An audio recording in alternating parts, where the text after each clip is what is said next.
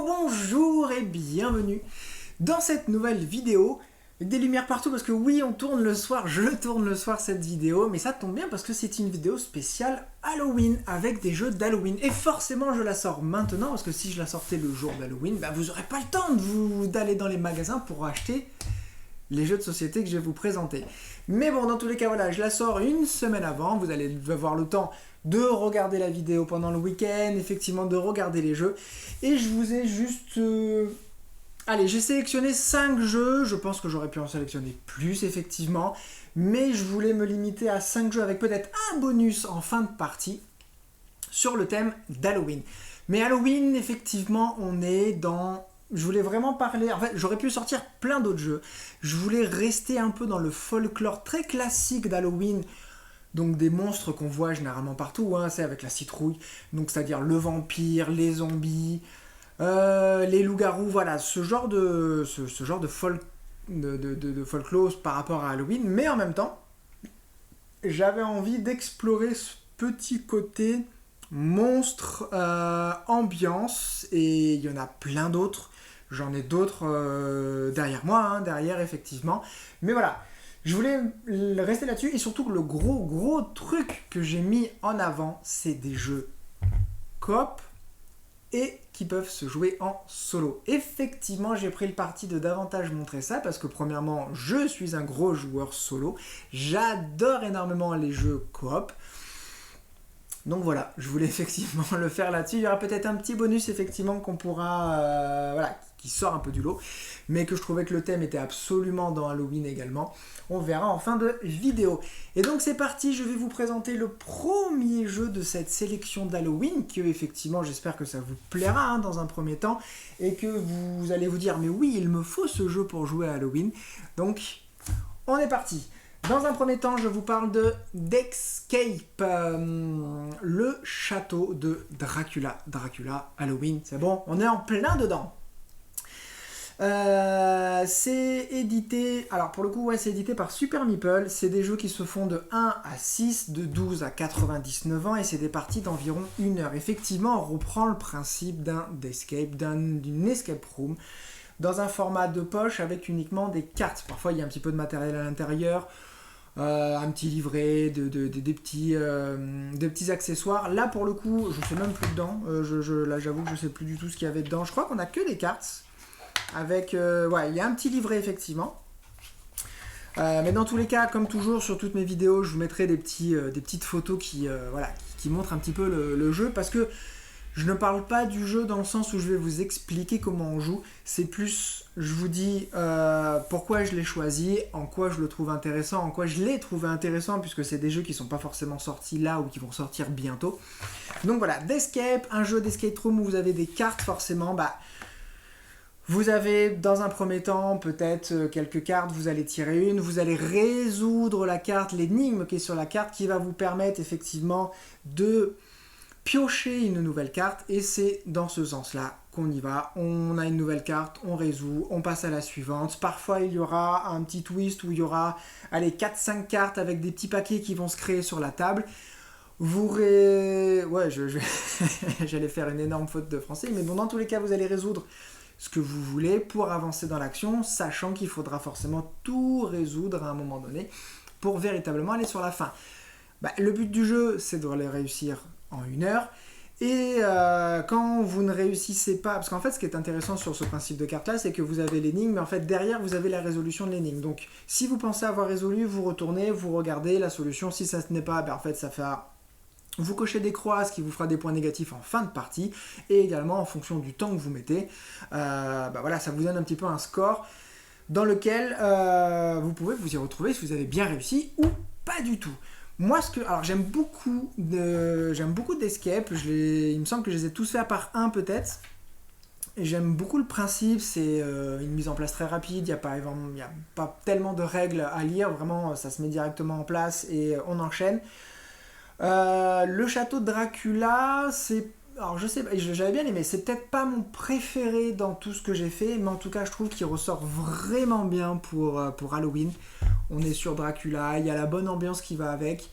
Ils sont pas excessifs, là je le vois, il est à 11,90€. Donc vraiment, Deathscape, le château de Dracula, c'est le premier jeu de cette sélection d'Halloween. J'ai failli foutre par terre. Le deuxième, on reste dans un format pocket, de jeu également. On sort de l'escape room, on est davantage sur un jeu d'enquête audio. C'est Echoes, et cette fois-ci c'est le Crow forcément qui fait référence à un monstre d'Halloween.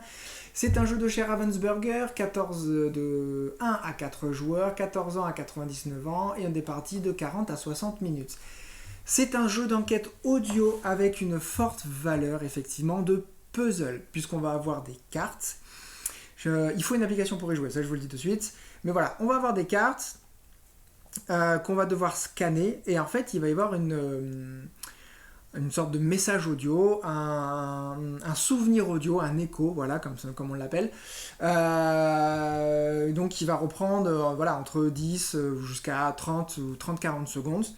Et donc le but du jeu, ça va être effectivement de retracer l'histoire par, on va dire un petit peu par chapitre, et à la fin de remettre vraiment tous les chapitres dans l'ordre. Donc dans un premier temps, on va essayer de remettre 3 images ensemble, en fonction du son, donc dans le bon ordre, pour le faire valider, donc pour valider un chapitre. On va faire ça donc plusieurs fois en fonction de toutes les cartes qu'on a. Je crois qu'on a jusqu'à 16 cartes si je dis pas de bêtises. Et à la fin, on remet tout le chapitre, ce qui va nous donner effectivement l'épilogue de l'histoire, quand on aura tout remis ensemble, et ça nous donnera effectivement toute l'histoire du début à la fin. Pareil, c'est un jeu que j'apprécie beaucoup. Echoes, le Crow, en plus, était vraiment... il n'est pas facile, il y a 2-3 moments, en fait, il y a des scènes pour le coup, oui, mais des plages audio qui se ressemblent un petit peu sur des choses qui se bougent à l'intérieur. On n'entend que le son, en fait, d'objets qui bougent, et c'est vraiment pas facile par rapport à ça.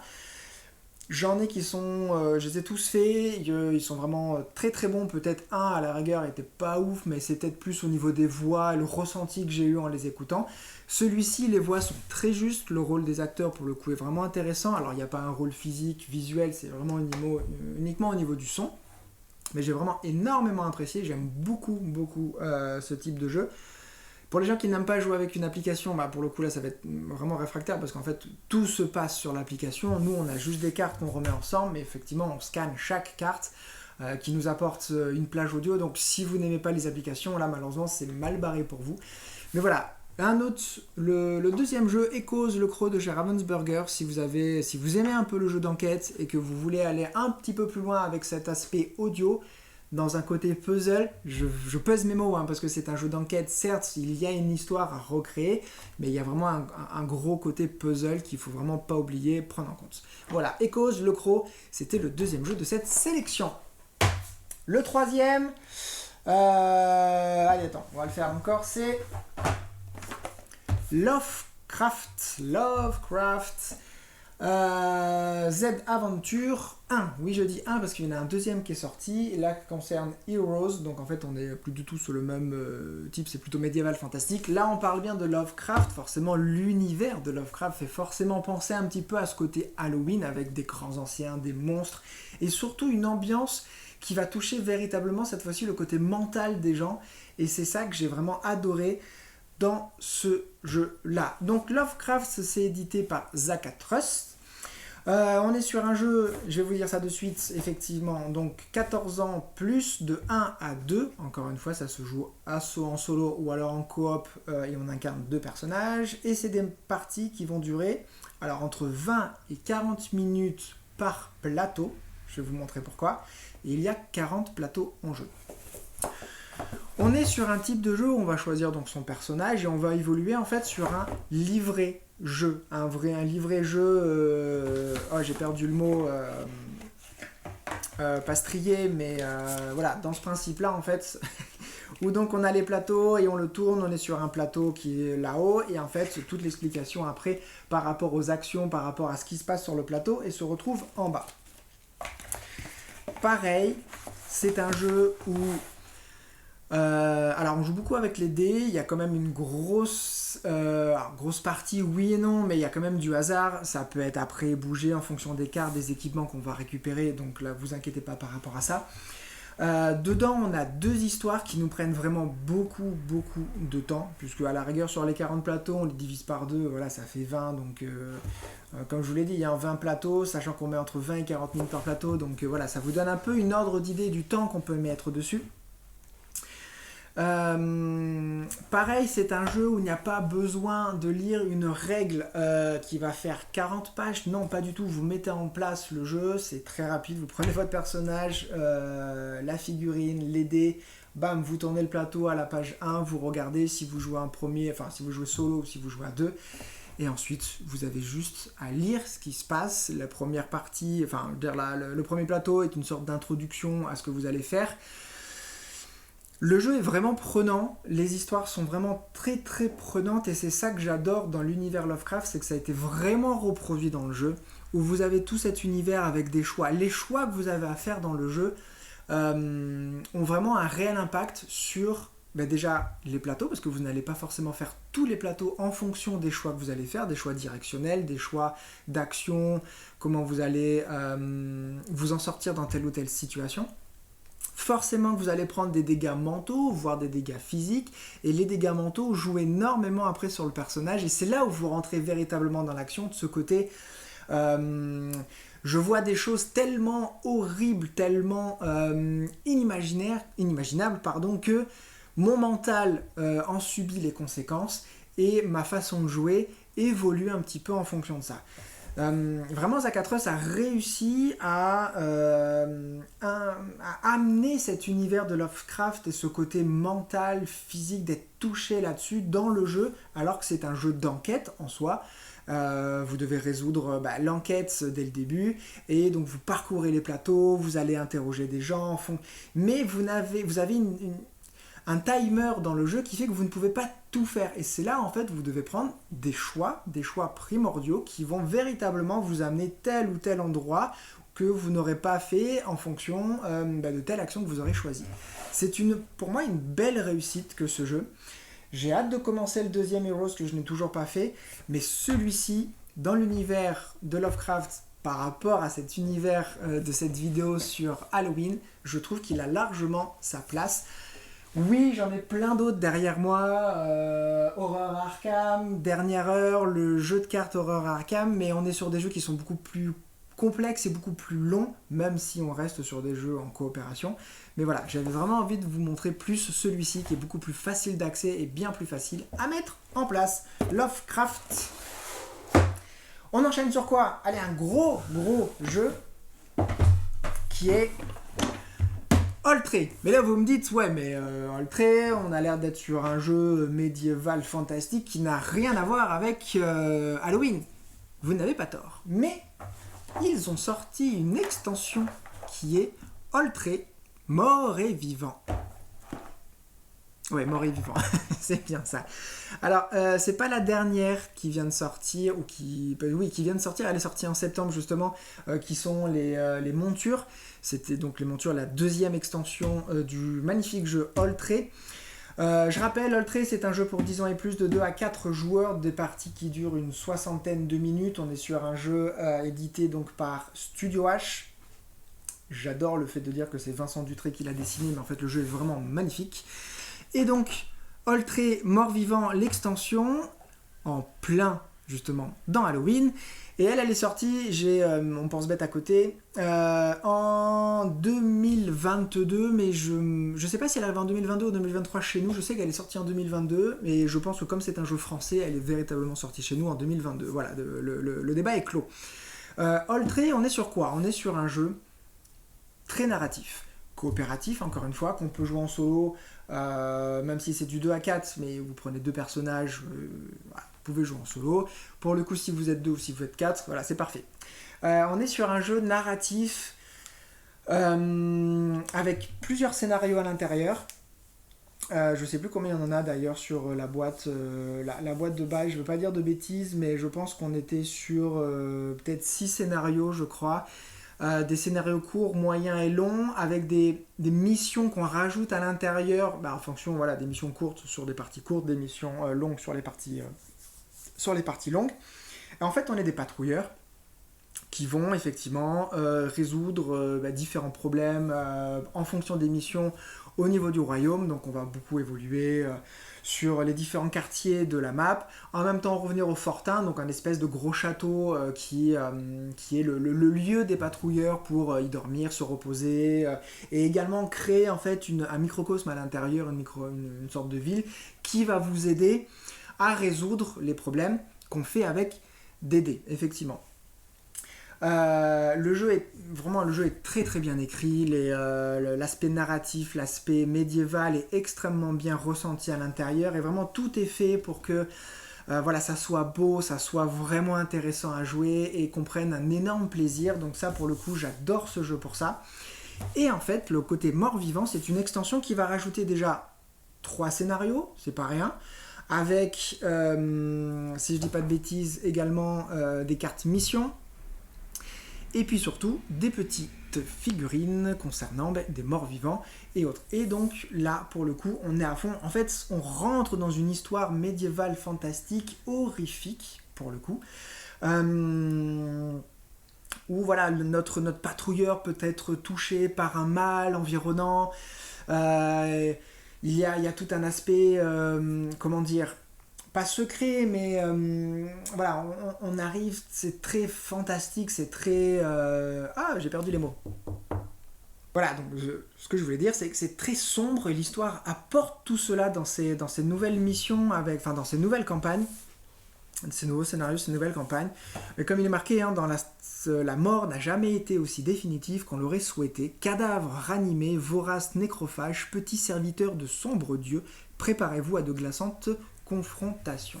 Et véritablement, ça apporte tout ce lot de sombres histoires un petit peu dérangeantes qu'il faudra donc démêler et réussir à la fin de la partie.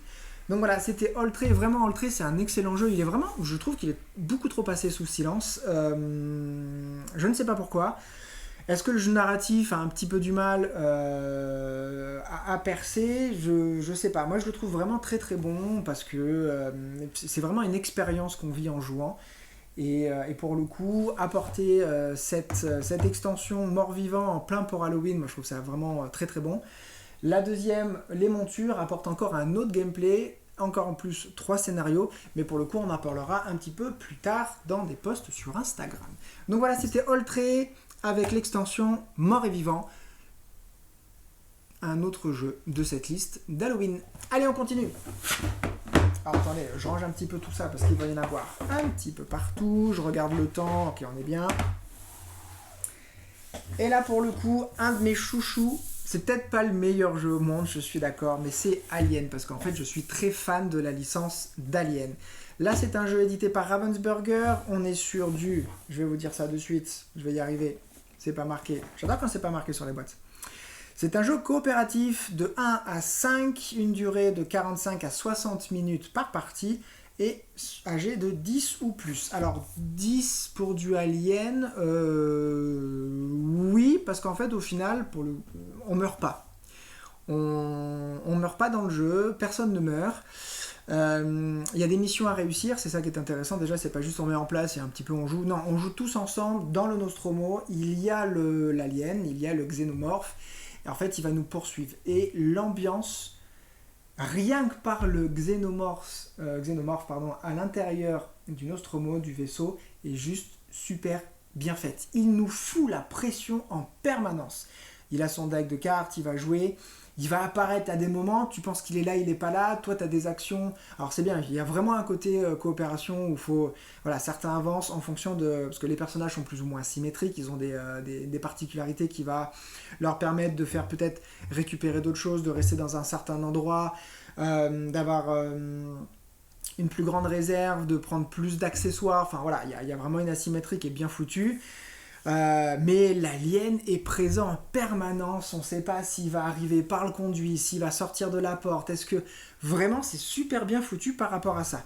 Comme je vous disais, on ne meurt pas, en fait on est repoussé et le xénomorphe à ce moment-là également est plus ou moins repoussé. Donc en fait dès qu'il y a cette rencontre, cette confrontation avec l'alien, à ce moment-là on est repoussé. Alors il y a quand même un malus, pour le coup c'est pas juste genre on le voit et on s'en va, non il y a un malus par rapport à notre façon de jouer, mais voilà, on ne meurt pas, ce qui fait que on va pas mourir prématurément dans le jeu, et beaucoup de jeux coop font que si un personnage est mort, la partie est finie. Non, là c'est pas le cas. Par contre, là où on peut perdre, c'est par rapport aux missions de départ, puisqu'effectivement, comme je vous l'ai dit, et le gros fail de l'année sur cette vidéo, c'est que je n'avais plus de place sur mon téléphone, et donc forcément ça a coupé, je m'en suis rendu compte qu'à la fin. Donc je ne sais plus trop quoi ce que je voulais dire, je ne sais plus où est-ce que j'en étais. Alors c'est trop chiant parce qu'en fait Ravensburger ne fait pas de plastique sur les trucs, mais met des espèces d'autocollants. Alors si tu te démerdes bien à les enlever, ça t'évite d'enlever en même temps le papier de la boîte, mais par contre ça te laisse des traces. Je trouve ça... Alors c'est bien, ça évite du plastique, oui, la planète, aucun problème là-dessus. Mais nos boîtes sont crado après. Enfin bon, peu importe. C'est fou parce qu'en fait, quand je parle et que je dis tout ce que j'ai à dire, j'ai du mal à revenir sur ce que j'avais dit. En tout cas, Alien, ce que je devais sans doute dire, ou ce que j'ai déjà dû dire, c'est que par rapport effectivement à l'Alien qui tout foutait bien la pression, par rapport aux cartes objectifs, qu'effectivement on a, en fait quand on choisit une mission de base, on a différents premiers objectifs qu'on doit absolument réussir avant de débloquer le dernier objectif, qui se fait parfois en petites étapes, qui sont les conditions, vraiment c'est la condition de victoire. C'est-à-dire que tu as beau réussir les premiers objectifs, si la dernière partie, la deuxième partie de la mission, tu la rates, c'est mort. Là, tu rates la partie. Et effectivement, c'est là où je voulais en venir, c'est-à-dire que tu ne peux pas perdre le jeu en mourant, puisqu'en fait, tu ne meurs pas, tu n'es que repoussé. Et ça, il me semble que j'étais en train d'en parler. Mais tu peux mourir si tu ne réussis pas la mission à la fin, en fait, sur un petit peu le temps imparti. Donc, voilà par rapport à ça. Comme je devais le dire, le jeu, vraiment, il y a une belle asymétrie, dans le sens où chaque personnage a ses compétences particulières, qui va pouvoir faire telle ou telle action en plus, prendre plus de matériel, ou voilà, enfin vraiment, il y a une symétrie un peu classique, mais véritablement qui marche bien, qui est bien en adéquation entre les personnages. On peut jouer solo en prenant 2 personnages, jouer à un seul. Alors, il y a des bonus, enfin du moins il y a des facilités en jouant tout seul. C'est mieux de prendre 2 personnages, c'est mieux d'y jouer en coop, je suis tout à fait d'accord avec vous. Mais il est possible de le faire. Dans le jeu, je trouve qu'il est vraiment plutôt très bien réussi. Déjà, on a des belles figurines en plastique représentant les personnages, au nombre de 5.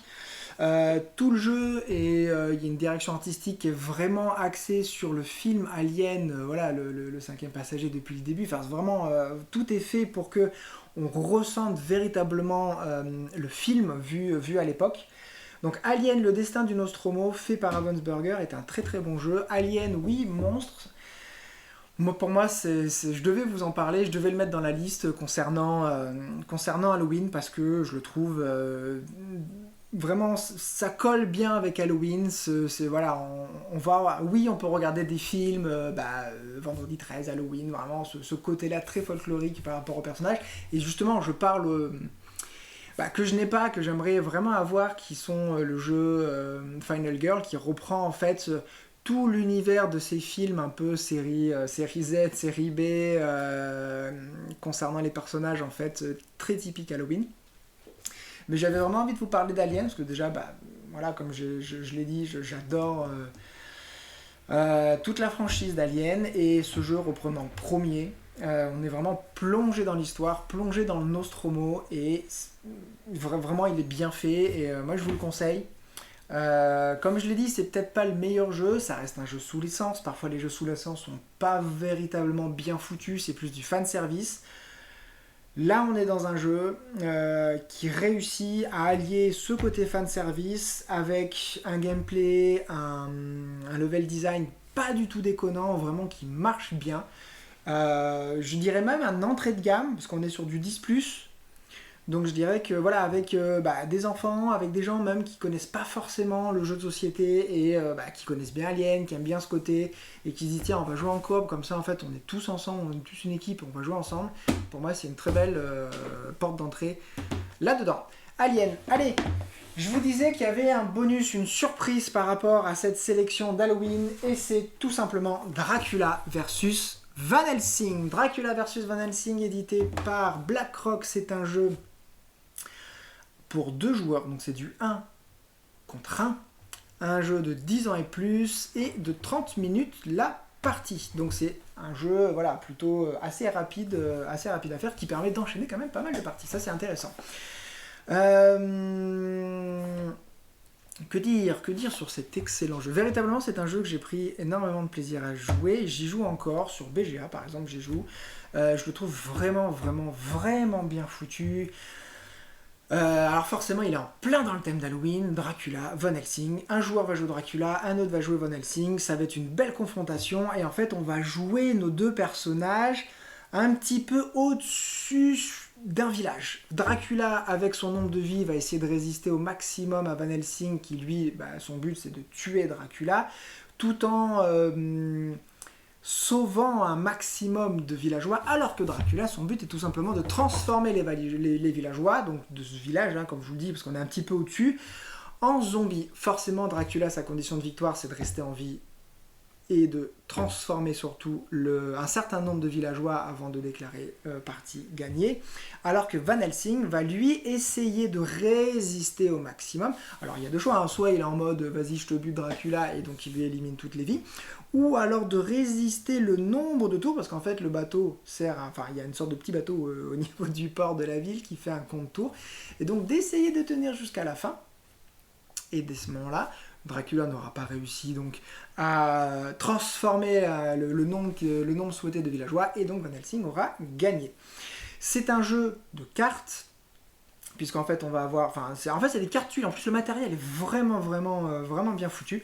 On a des cartes tuiles, ces cartes il y a des couleurs, donc jusqu'à 4 couleurs, et après il y a donc des valeurs. Forcément on est sur un jeu où on va faire de la confrontation au bout d'un certain nombre de manches, et donc on va confronter nos cartes en fonction de la couleur des cartes. Il y a une couleur atout. Forcément, s'il y a une confrontation entre deux cartes dont l'un est l'atout, forcément on va gagner cette confrontation-là. Et en fonction, si on est Dracula ou Van Helsing, soit on va faire perdre une vie à Dracula, ou alors soit on va transformer un villageois correspondant en fait au district, parce qu'on est sur 5 districts. Donc on va transformer un villageois sur ce district-là. Si effectivement, pour le coup, toutes les deux cartes sont toutes les deux la couleur atout, là, à ce moment-là, on regarde la valeur. Et après, sur toutes les autres cartes à la suite, on regarde effectivement si c'est une des cartes est un atout, c'est l'atout qui gagne. Si les deux cartes sont du même atout, on regarde la valeur, toujours pareil. Et si au final, c'est deux couleurs qui ne sont pas de l'atout, et là, à ce moment-là, on regarde la valeur de la carte. Et si au final, la valeur de la carte était les mêmes, on regarde les couleurs dans l'ordre par rapport à l'atout et par rapport aux couleurs supérieures par rapport aux autres.